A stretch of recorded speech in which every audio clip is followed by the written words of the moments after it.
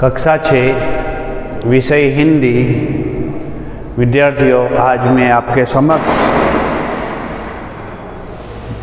काव्य क्रमांक 5 जय विज्ञान की इस काव्य का भाग 2 लेकर उपस्थित हुआ हूँ।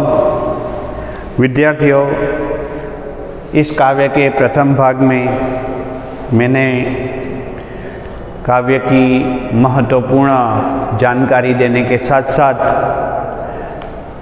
काव्य गान प्रस्तुत किया था। आज के इस भाग के वीडियो में मैं आपके समक्ष काव्य गान के साथ साथ काव्य की समीक्षा, भावार्थ एवं महत्वपूर्ण जानकारी लेकर प्रस्तुत हुआ हूँ। आइए सर्वप्रथम मैं काव्य गान से इस काव्य की शुरुआत करता हूँ। आज के वीडियो की शुरुआत करता हूँ। जय जवान की जय, किसान की जय हो, जय विज्ञान की जय। जवान की जय, किसान की जय हो, जय विज्ञान की। सुविधाओं का शुरू सिलसिला, विलासिता की खुशबू है। बचत समय की और शक्ति की अब विकास का जादू है। नए नए उपकरण बनाए, नूतन अनुसंधान की। जय जवान की जय, किसान की जय हो, जय विज्ञान की। क्या कह रहे हैं कि जय जवान की जय, किसान की। तो यहाँ पे 3 बात बताई गई है। पहली बात, आज के जो युवा है उनकी जय हो, क्योंकि युवाओं के कंधों पर आज के विकास की, आज के युग के विकास की जिम्मेदारी है। वह आज के युग का विकास करना चाह रहे हैं। दूसरी बात बताई है किसान की, किसान की जय हो। विद्यार्थियों, किसान जो होते हैं वह मानव समाज के अन्नदाता है और उनकी जय अवश्य होनी चाहिए। साथ साथ में विज्ञान की जय हो। आज के युग में जो विज्ञान का विकास हुआ है, उस विकास के युग की महत्वपूर्ण बात बताई गई है। तो यहाँ इस काव्य में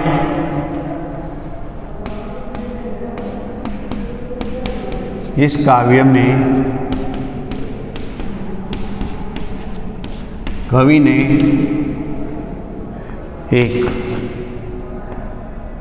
आज के युग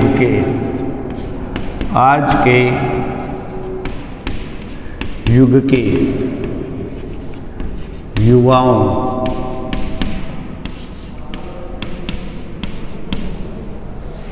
की, दूसरी किसानों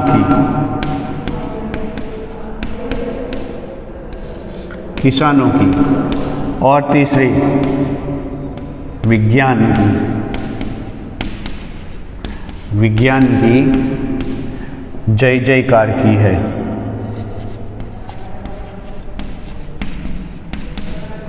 जय जयकार की है।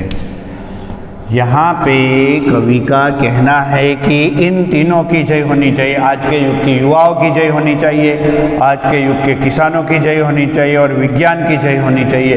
क्योंकि दुनिया में जो कुछ अच्छा कार्य करना है, दुनिया के विकास का महत्वपूर्ण कार्य जो करना है, वह युवा वर्ग करेगा। क्योंकि युवा वर्ग बड़ा उत्साही होता है, मेहनतू होता है। इसलिए युवाओं की जय जयकार करने के लिए कवि कहते हैं, साथ में कहते हैं किसानों की जय जयकार होनी चाहिए। क्योंकि किसान अन्नदाता कहलाते हैं। किसान के खेत में जो अन्न उत्पन्न होता है, जो अनाज का उत्पादन होता है, वह लोगों तक पहुंचता है।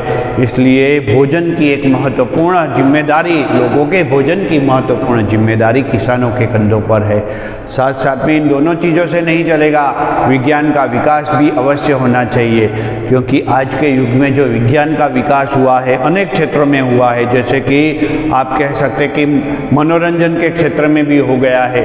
टेलीविज़न है, सिनेमा है आदि में, आप मोबाइल है उससे मनोरंजन भी करते हैं। साथ साथ में अपने देखते हैं कि तकनीक के क्षेत्र में हुआ है, कंप्यूटर की क्रांति आज के युग में आ गई है। साथ में हम देखते हैं कि एक स्थान से दूसरे स्थान पे जाने के लिए यातायात के साधन आप स्कूटर का उपयोग करते हैं, मोटरसाइकिल का उपयोग कर सकते हैं, आप कार का उपयोग करते हैं, आप बस का उपयोग करते हैं, आप उपयोग करते हैं रेलगाड़ी का, आप हवाई जहाज़ का उपयोग करते हैं। तो यातायात के साधन का भी विकास हुआ है, डॉक्टरी क्षेत्र में विकास हुआ है, बड़े बड़े मल्टी स्पेशलिस्ट हॉस्पिटल बने हैं बड़े बड़े, जो कठिन से कठिन बीमारी का निदान भी कर रहे हैं।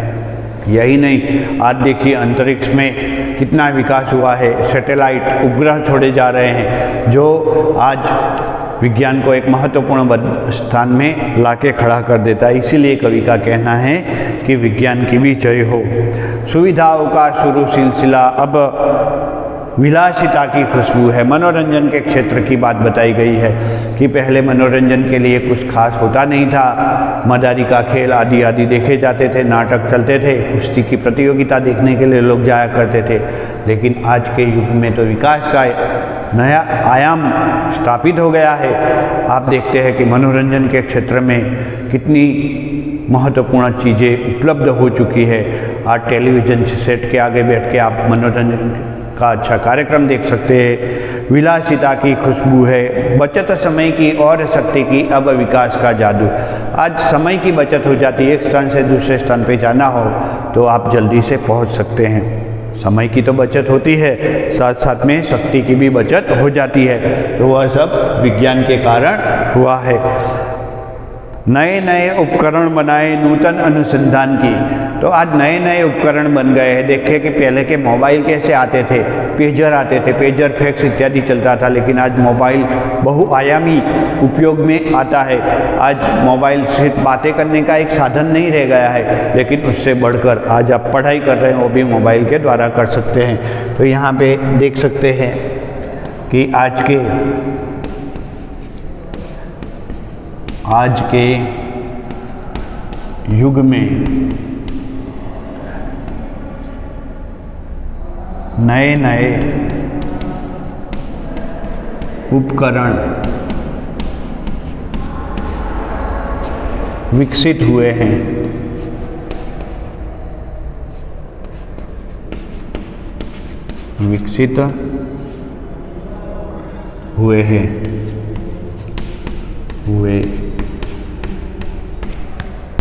विज्ञान किसी भी चीज़ की खोज करके बैठ नहीं गया। आज के युवाओं ने उसमें विकास का नया युग आरंभ कर दिया है। नए नए अनुसंधान, प्रयोगशालाओं में नए नए अनुसंधान हो रहे हैं। पहले के समय में जो उपकरण थे, जो यंत्र थे, जो मशीनें थी, उन मशीनों के द्वारा आज कार्य नहीं हो रहा है। आज उसमें नए अनुसंधान के द्वारा नई पद्धतियाँ, नई तकनीक आ चुकी है। तो विद्यार्थियों, आपको जो मिल रहा है वह नया मिल रहा है और आने वाली पीढ़ी और नया कर रही है। जैसे कि पहले मोबाइल की बात करें तो 2G या 3G चलता था, उसके बाद 4G आया, तो अब 5G और उससे भी बढ़कर दुनिया के कई देशों में तो और भी नई नई टेक्निकें आ गई है। तो आज अनुसंधान नए नए हो रहे हैं। आज आप देखते हैं विद्यार्थियों की कोरोना महामारी पूरी दुनिया में आई, वैज्ञानिक नए अनुसंधान वैक्सीन की खोज में लग गए और दुनिया के कई देशों ने नई वैक्सीन बनाने में भी सफलता प्राप्त की है। उसमें हमारे भारत देश का भी नाम शुमार है। आगे की काव्य पंक्तियों में कवि कहते हैं, मोबाइल पर बातें करिए पेजर फैक्स मुस्कुराते। पेजर और फैक्स का जमाना गया, आज मोबाइल और इंटरनेट का युग आ चुका है। पल में जयपुर, पल में मथुरा, मानव आज पहुंच जाते। आपको जयपुर में किसी व्यक्ति से काम है, तुरंत मोबाइल उठाइए, नंबर लगाइए, पल भर में आप उस कार्य को पूर्ण कर सकते हैं। नए नए ईमेल और व्हाट्सएप के द्वारा आप नए नए जो तथ्य होते हैं, जो कागजी कार्यवाही है, वह तुरंत कर सकते हैं। मानव आज रफ्तार के साथ जाना चाहे तो देखते हैं हम कि आज की रेलगाड़ियाँ भी कितनी रफ्तार से युक्त हो चुकी है। अहमदाबाद से मुंबई तक बुलेट ट्रेन परियोजना चालू हो गई। दुनिया के कई देशों में इस प्रकार की परियोजना चल रही है। और यही नहीं, उससे भी विकास नए युग में आ चुका है। एरोप्लेन के द्वारा तो एक राज्य से दूसरे राज्य में कई किलोमीटर, कई 100 किलोमीटर की दूरियां बहुत कम मिनटों में ही पूर्ण की जा सकती है। इसीलिए तो कवि ने कहा है, मोबाइल पर बातें करिए, पेजर फैक्स मुस्कुराते, पल में जयपुर पल में मथुरा, मानव आज पहुंच जाते, विजय श्री मिलती उस पथ चल, डगर वही आसान की। जो डगर अर्थात रास्ता, वही रास्ता हमें चुनना चाहिए जिस रास्ते पर हम आसानी से आगे बढ़ सके। आगे की काव्य पंक्तियाँ इस प्रकार है, कंप्यूटर की क्रांति आ गई, इंटरनेट की परछाई, अधर अधर पर खुशहाली की गंगा यमुना लहराई। कंप्यूटर का विकास बहुत अधिक मात्रा में हुआ है, कंप्यूटर की क्रांति बहुत महत्वपूर्ण बन गई है, इंटरनेट का युग आ गया है। तो यहाँ कवि ने हमें यातायात के साधन, यातायात के साधन की महत्वपूर्ण जानकारी दी, जिसमें आप जल्दी से एक स्थान से दूसरे स्थान पर पहुंच जा सकते हैं। मनोरंजन के साधन की भी जानकारी हमें दी, मनोरंजन उस क्षेत्र की भी बात बताई। साथ साथ में अभी कवि महत्वपूर्ण बात बताने जा रहे हैं, वह है इंटरनेट की बात, कि आज का युग जो है इंटरनेट का युग हो चुका है और कंप्यूटर की आज के युग में मानो नई क्रांति आ गई है। कंप्यूटर की नई क्रांति आज के युग में आ गई है और अधर अधर पर खुशहाली की गंगा यमुना लहराई। आज लोगों को विज्ञान के विकास के कारण, किसके विकास के कारण? विज्ञान के विकास के कारण खुशियाँ ही खुशियाँ जीवन में देखने को मिल रही है। बच्चे नई सदी के बोले दूनी अपनी शान की। तो आज के युग के, आज के युग के नवयुवकों को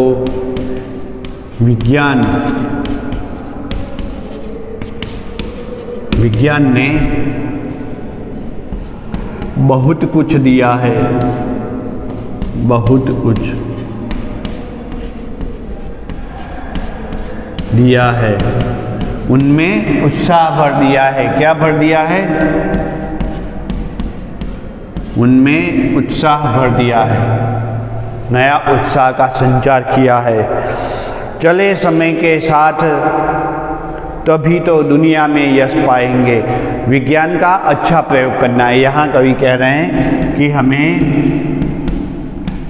विज्ञान का सही प्रयोग करना होगा, सही प्रयोग करना होगा, गलत प्रयोग नहीं कर सकते। चले समय के साथ सभी तो दुनिया में यश पाएंगे। यदि हम सभी समय के साथ चलेंगे तो दुनिया में यश पाएंगे। जरा सोचिए, विज्ञान की इन वस्तुओं का उपयोग न करें तो क्या स्थिति होगी? विज्ञान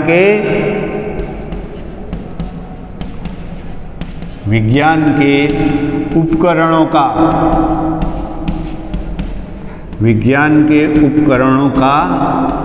उपयोग सही ढंग से करना होगा और उपयोग तो करना ही होगा। बिना मोबाइल से आज कितनी कठिनाइयों का सामना करना पड़ेगा। बच्चे नई सदी के कैसे पढ़ पाएंगे? उनके लिए मोबाइल भी चाहिए, कंप्यूटर चाहिए, इंटरनेट अवश्य होना चाहिए।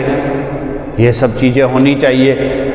एक स्थान से दूसरे स्थान पे जाने के लिए आज घर में कोई न कोई साधन की भी आवश्यकता होती है, यातायात के साधन की, ताकि आप दुनिया की रफ्तार के साथ अपने कदमों को मिला सको। चले समय के साथ तभी तो दुनिया में यश पाएंगे। और कह रहे कि इस वसुधा पर स्वर्ण सवेरा निज प्रयास से लाएंगे। वसुधा यानी धरती,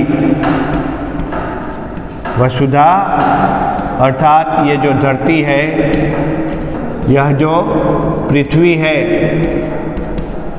उस पर विकास का युग स्थापित करना हो विकास का युग स्थापित करना हो तो उस विकास के साथ आपको चलना पड़ेगा और उसके बाद आगे का प्रयत्न करना पड़ेगा।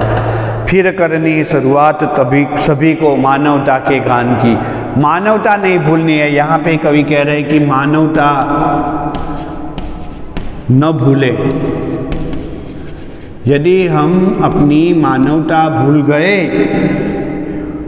तो विज्ञान का यह युग आपको मुसीबत में भी डाल सकता है।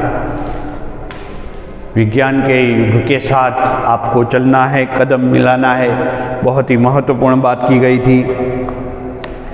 कुछ मुहावरे है।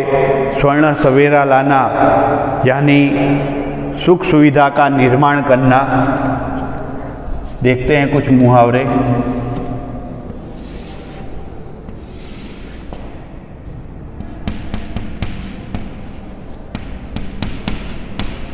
मुहावरे पहला, स्वर्ण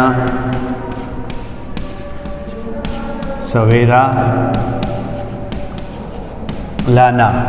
स्वर्ण सवेरा लाना अर्थात सुख सुविधा का निर्माण करना। सुख सुविधा का निर्माण करना।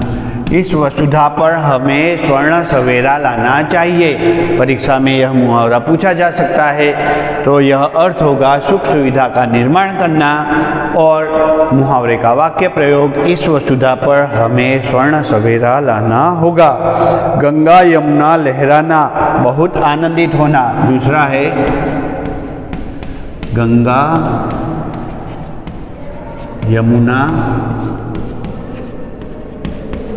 लहराना। गंगा यमुना लहराना अर्थात बहुत आनंदित होना। बहुत आनंदित होना। हमें एक दूसरों के साथ खुशहाली की गंगा यमुना लहरानी चाहिए, यानी आनंदित होना चाहिए, खुशहाल होना चाहिए। तो विद्यार्थियों, आज के इस वीडियो में मैंने पाठ चर्चा के साथ साथ पाठ के कुछ महत्वपूर्ण शब्द आपको समझाए। आने वाले तीसरे वीडियो में पार्ट 3 अर्थात भाग 3 के वीडियो में मैं संपूर्ण स्वाध्याय लेकर उपस्थित हो जाऊंगा। तब तक के लिए अनुमति लेता हूँ। जय श्री स्वामीनारायण।